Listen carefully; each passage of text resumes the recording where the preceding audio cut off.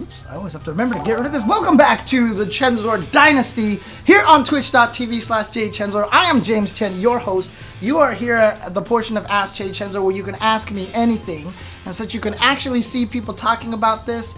The Beatles are the greatest band in the history of the world. They're the best. Some people in my chat are arguing to me that Queen is better. I think that that is incorrect. Beatles are clearly the best band in the world. However, Queen is also an amazing band as well. They are completely fantastic group. Definitely changed the face of music. But again, it's that whole concept again is, would Queen have been able to be Queen without the Beatles? Because the Beatles literally changed the face of music, right? They turned music from being a bunch of stuff that you performed in bars with, you know, standard rock beats and chord progressions and stuff to studio produced music.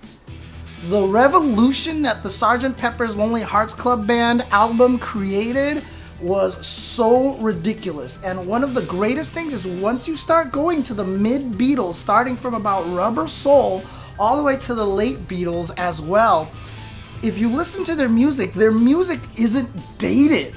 Like a lot of times you go and listen to music before, there's a sound quality to it, there's a way that it's produced or something that tags it into that time. But if you listen to something like I'm only sleeping right now, and you listen to the sound quality, if it doesn't have the sound quality of its time period, it doesn't have the subject matter of its time period, it doesn't have the lyrics of it, it's such an awesomely well produced song. It's just like, it's so good. Like the Beatles, like literally they made the Beach Boys create pet sounds. They changed the way like you can hear the Beatles influence throughout everything, you know, immediately afterwards. The Who, everybody, like everything got changed by the Beatles once they decided to actually sit down and produce music. Shout outs to the fifth Beatle, of course, which is George Martin, who is one of the greatest music producers of all time. What a guy. I mean, if it was a perfect marriage of situations, not only did you have these four talented band members, but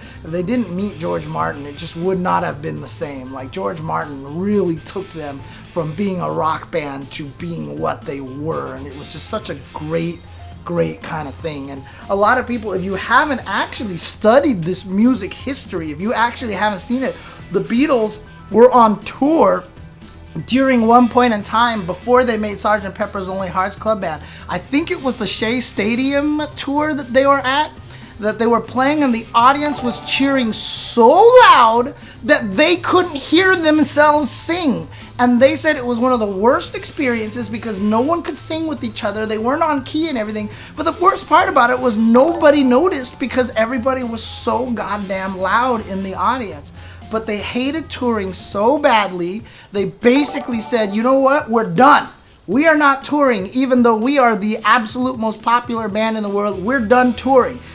And you know how we're gonna fix this problem? We're gonna send a fake band on tour, okay? We're gonna sit down with Sgt. Pepper's Lonely Hearts Club Band. We're gonna create a fake band, and we're gonna sit there and actually produce music so that, you know, it can be, so basically not designed to be played live. You know what I mean? Like, it's songs that are just produced in ways that can only be experienced on that album. And then they sent the album on tour. That's why Sgt. Pepper's Lonely Hearts Club Band starts with that song where they introduce Billy Shears, the fake lead singer of it, and ends with, you know, well, sort of ends with the day in the life at the end, but it ends with the thank you guys for watching the show, blah, blah, blah, and the album ends, you know, with the surprise day in the life. But, you know, these are songs like Day in the Life could not be created if you were just creating stuff to be played as a just like a 4-instrument band, right? They produced everything. They sent it on tour, and it literally changed the face of music. Everybody listened to it, and some people didn't even understand half of the things that were happening on the album, which even happened beforehand as well. But like literally they changed the face of music. So the reason why I think the Beatles are the greatest band ever, yes, you can sit here and talk about a lot of these other bands like Queen, who, like I said, fantastic band, not even gonna argue with that. Queen and Freddie Mercury, one of the all-time most amazing, talented singers ever, right? Like, Freddie Mercury is like maybe in the top 5 of all-time music singers ever. Like, even the Beatles, you can't even say that they're great singers, but Freddie Mercury is a singer. Like, that guy is, if you can pull him off in karaoke, you are a god, okay? That is like, you know, like almost Whitney Houston levels of like, you know, you are just trying to challenge yourself here. So don't get me wrong, but without the Beatles, I don't know if a lot of these other singers would have had the opportunities to produce the kind of music that they would have wanted to make until the Beatles broke all those barriers, etc., etc. So that's my take. That was what we were discussing on stream before we came on. Sorry, this has nothing to do with fighting games, but this is AskJCHENSOR. You can talk to me about anything you want, and shout outs to all these new followers here. I guess this the logic is in there. So, I mean, that's the thing, is you wouldn't say that the Model T is the greatest car ever, Shanair Bear, because the Beatles literally changed everything. I mean, it's not even just like, oh, hey, here's the first, like, really cool functioning car. Like, they redefined music. They redefined, like, literally redefined music. They changed how music was made.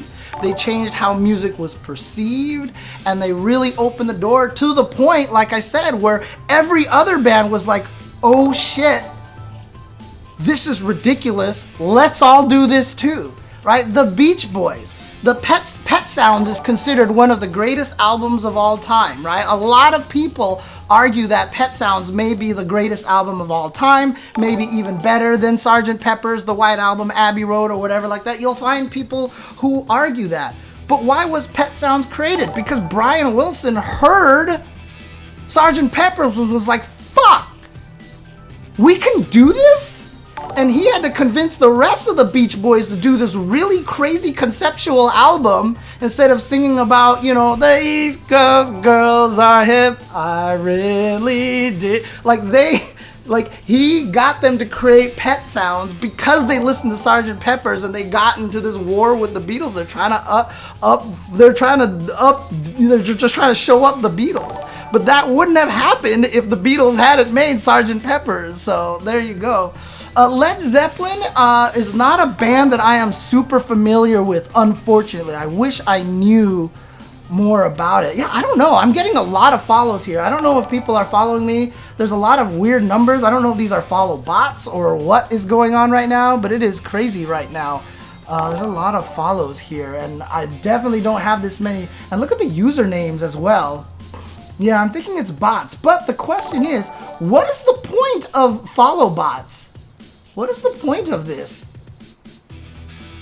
What does it get them to follow channels like this? That's very, very weird. Alright, well, let me do something really quick over here. While this is happening, let me go to Streamlabs. Let me go to my alert box over here. What I'm going to have to do here is go to follows and disable this. There we go.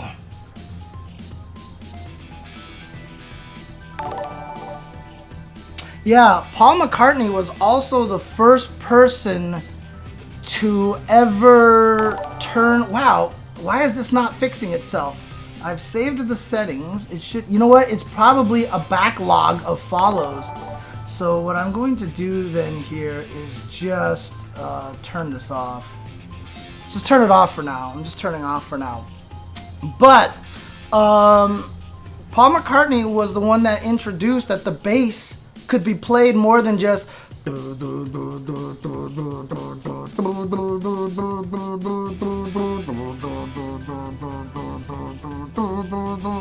because the thing about it is John was the best lead guitarist. George was clearly the most talented at the guitar.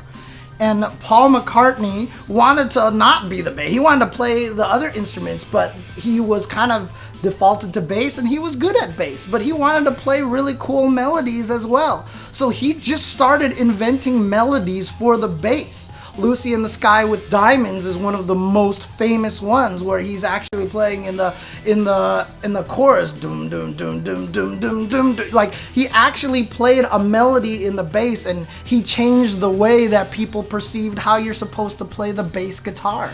Originally, the bass guitar was just there to just kind of establish rhythm and just be kind of boring. If you listen to old 60s music, the bass guitar doesn't do anything.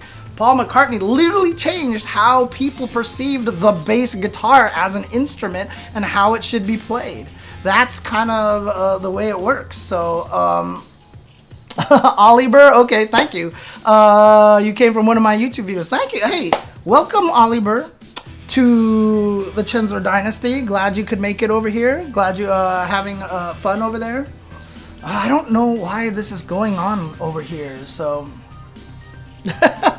I'm sure Brian Wilson used the F word many times. Oh, man.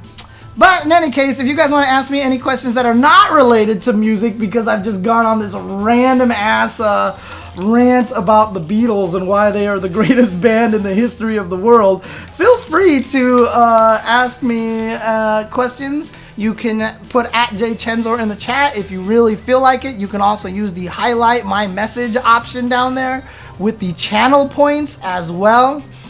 The channel point... Go away, channel points. How do I... What the hell? Go away, channel points. I'm clicking on the X, and the X is not doing anything. What is happening here? Alright. What the hell just happened? Dude, yo...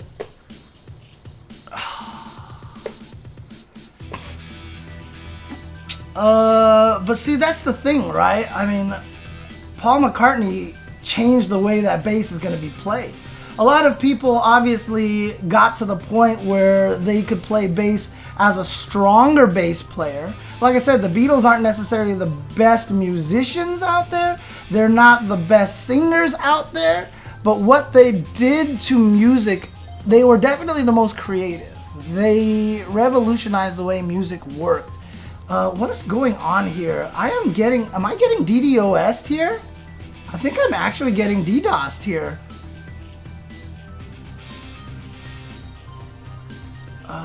Let's see here. I think that's what's happening here.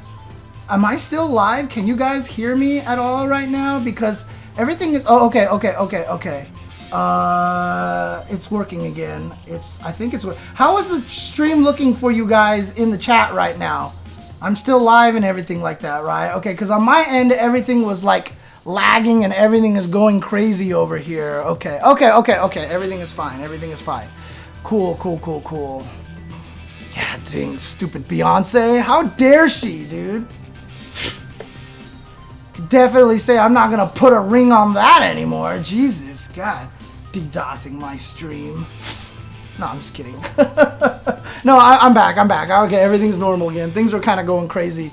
So, Tomo got out of the FGC so early because he got a girlfriend. That's usually, back in the day, that was always the death knell for fighting game players, was getting a girlfriend. That was always the joke back in the day. But not so much these days.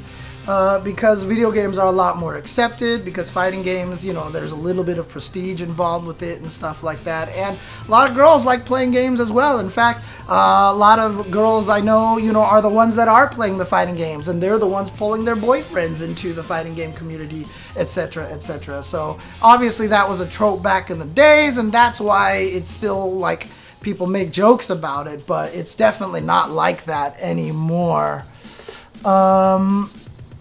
Let's see, I have a friend who recently bought Street Fighter V and wants to get into it. He's not fluent in English, so I'll probably be teaching him. Do you suggest any approach to not overwhelm him with info so that we can both enjoy the game?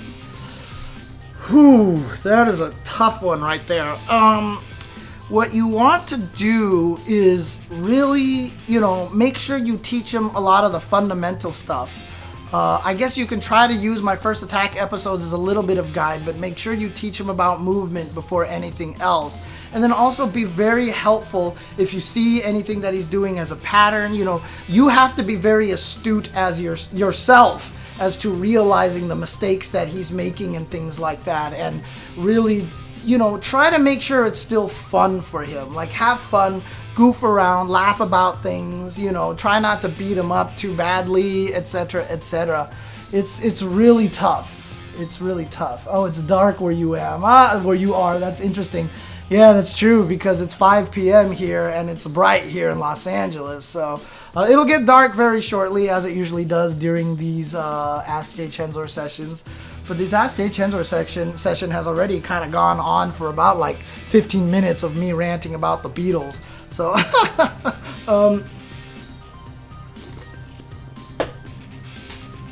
how does it feel going through the many generations of fighting game community? Many people are starting to get to that age of retiring or focus on their kids and families.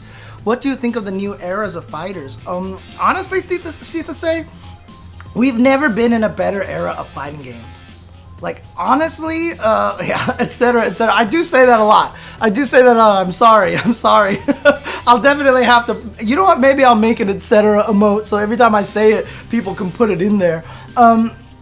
Honestly, we're in the best era of fighting games ever. I've never seen a crop of fighting games that are all so worth playing. Like, there is not a single fighting game that is being played at events that I think anyone can honestly say is bad. The balance is great, the designs are great, characters are interesting, systems are really cool, and we've got the best variety as well. If you're not a fan of frame data and don't want to play Tekken, Street Fighter, Mortal Kombat, you got Grand Blue Fantasy Versus, you got Samurai Showdown, you've got Uniclair now. You've got all these different games to play. If you want crazy rushdown mix-ups, you got Marvel, BB Tag, you've got Dragon Ball Fighters, you know. If you want that very kind of, you know, logical, mathematical kind of style of play, you do have the Tekken and Street Fighter and Mortal Kombat, which do also allow for a lot of creativity and a lot of, you know, improvisation and stuff like that. It's just, all the fighting games are good, but they lean and skew in different paths, and none of them are wrong. They're all correct. And they're all good, and they're all amazing, and I don't have time to play any of these damn games, and it drives me nuts. I'm not gonna do a Street Fighter Dojo this week. I probably will, Bure, so that I can see how well the netcode is working for that kind of thing, because that would be exciting. So tomorrow, well, yes, tomorrow I will most likely be doing a Chensor Dojo with Street Fighter V again, just so we can try the new netcode and stuff. Yes, of course, Grinning Oni. I'm not talking about the online experience, because if you want to talk about tutorials, online experience, and netcode, very few fighting games are doing that right. But in the past, none of them have done that right? I mean, there wasn't any online. I'm just talking about from a purely playing offline game systems mechanics kind of thing, no frills, you know, not talking about character colors or, you know, art style or whatever. Like, it's just, they're all super fun to play, etc., etc. New Capcom versus game that they're definitely making right now. Yeah, pretty much the new Capcom versus game is going to be crazy, dude. That is going to be such a crazy game. Power Rangers. Power Rangers is, a lot of people are super standing Power Rangers, so absolutely, absolutely. Okay, there are less CPT events this year. AV6969. This was in response to a lot of people saying that there are too many CPT events and it's burning them out. So I think they lowered the amount to try to make it a little bit easier for people to, traveling wise. I think that's the way it works. So for a new fighting game to be launched, what are your top 5 mandatory things to launch with? Good netcode,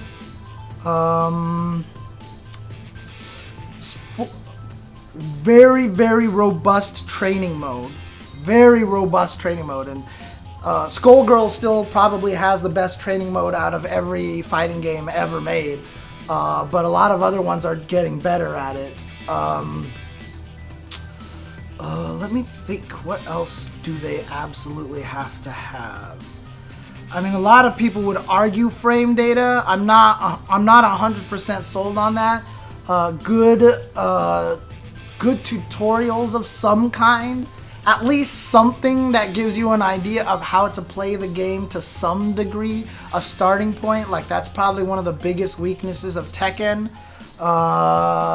Like I said, frame data is not anything that necessarily I want them to do. Oh, Fighting Herds has good training, huh? I mean, that makes sense. It's based off of the Skullgirls engine, so they could probably just even do better with that. So, Forest, I might switch away from King actually at some point, just to, not that I'm gonna drop him, but I just want to second another character to get a different idea of how the game feels, and maybe have a character with a better sidestep, better backdash, so I can start learning sidestepping a little bit more and having a different kind of idea.